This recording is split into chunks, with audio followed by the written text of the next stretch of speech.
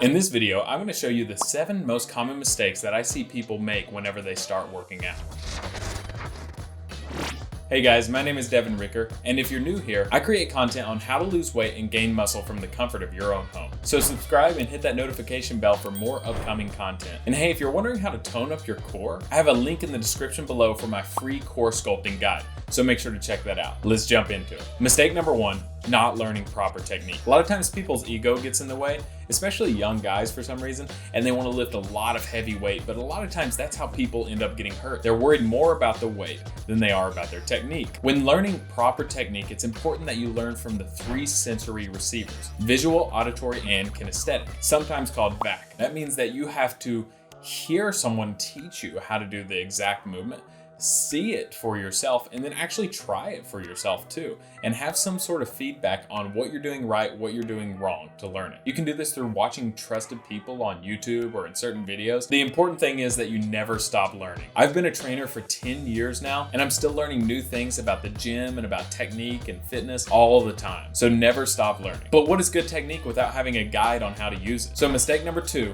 is not having a plan. I see a lot of people go in the gym or work out at home based on how they are feeling and not a specific plan to help them reach their goals. So they may come in and feel great one day and get a super intense workout, or another day not feel so good and get a really weak workout, and it's not going to help them at all. A scientific plan is rooted in the basic training principles, has obtainable goals, and changes frequently, something that we'll talk about later. Mistake number 3, following fads. And in terms of fitness, this means bouncing around from celebrity or influencer training program to the next one every day or every other week, not giving your body enough time to adapt to one specific program. A good example of this in my own life was back in the day when I did the P90X. I would switch between that and Insanity and all these other programs. I would never just stick with one for a long enough period of time to actually get results from it. And to be clear, these programs in themselves are not really bad ideas. It's whenever you just take bits and pieces from one or another and intermingle them together and don't really have a specifically structured program for yourself and your own goals. And in general, cookie cutter routines and diets don't really meet your specific individual needs. And if you change it all the time, you're just not leaving yourself room enough to adapt. Mistake number 4, listening to bad advice. So often I hear people come to me saying, well, I heard this or I heard this. The important thing is that you're listening to someone that is educated. Make sure that they have a degree in this, that they're certified, or at the very minimum have a lot of experience in this field. And that doesn't necessarily mean that it's a trainer that you're listening to, because trust me, anybody can become a trainer. Not all trainers are actually that educated. Just like with any other field, there are some good ones and there are some not so good ones. Just be sure that whoever you're listening to is rooted in the scientific information on how to stay healthy and fit. And a lot of times you can do this by just talking to them and asking them questions.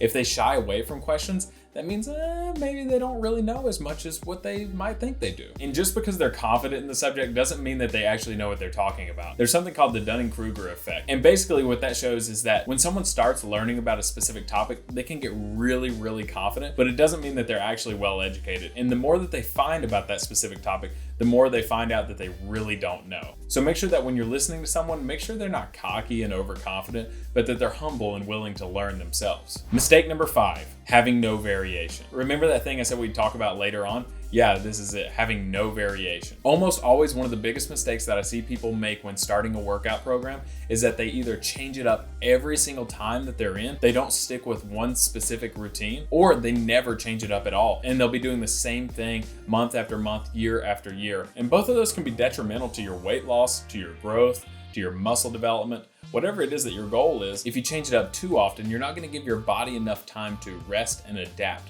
to the stimulus. Vice versa, if you change it up not often enough, your body's going to get used to that stimulus and then it's going to plateau over time, and then you're not going to see any gains or weight loss from there. A routine should last at minimum about 3 weeks and at maximum about 8 weeks. For my clients and I, we usually go on a month-long cycle. So every new month, we change up the program. And that might be something that works perfect for you. Mistake number 6, chasing after intensity or comfort. Too often I see people think that they have to go so hard in the gym, they have to break a sweat, they have to be super tired, they don't want to be able to walk after a session. And that's not necessarily a good thing, because over time that fatigue is going to make you so tired that you're not even going to be able to get your volume in that you need to get to grow or to lose weight. So actually training too intense can be detrimental to your gains or even to your weight loss. A proper training routine starts at about a moderate intensity, and then each week builds up a little bit more, a little bit more, and a little bit more. And then when you have that variation and you change it up, you repeat. Because if you go so intense during every single session, you're gonna accumulate so much fatigue that you're not even gonna be able to get the work or total volume in that you need to get for your goals. And vice versa, you also wanna make sure that you're not chasing comfort. A lot of people go in the gym or work out at home and just kind of lollygag around and don't have enough intensity to where they're basically not doing anything. Of course, something is better than nothing. Some movement is better than not having movement at all. Having said that, you can optimize your movement by having a structured and periodized program that's not too intense and also not too comfortable. And if you're interested in learning how to structure a program just like that, let me know in the comments below and maybe I'll make a future video on how to do that. Mistake number 7, letting fear hold you back. I've been training for over a decade now, and I've seen people that are avid gym goers, and I've seen people that are in their 60s or 70s that have never been in a gym in their life. One of the aspects that makes all the difference in a person's success, whether you're an avid gym goer or you are very new to fitness in general, is the ability to move forward even though you may have that fear.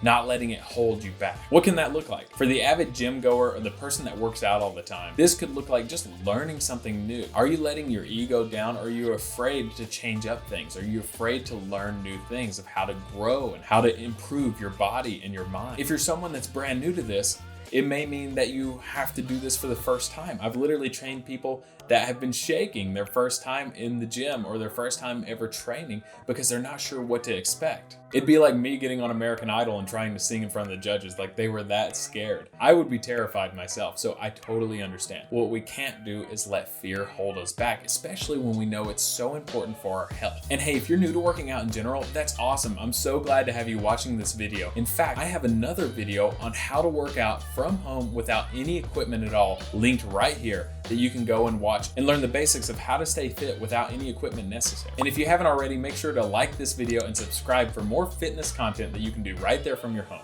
Thank you so much for watching. Have a great day.